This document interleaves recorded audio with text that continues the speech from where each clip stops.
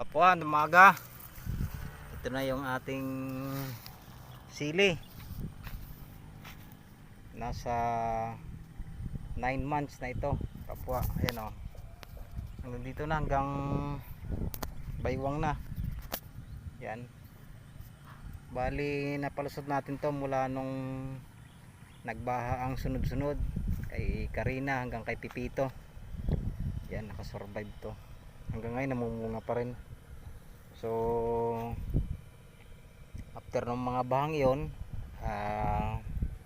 bali nasa 3,000 to. Ngayon nahulipan ko kasi namatay yung iba't binahanga, naging kapalit. Yan, tumagal ito ng 9 months.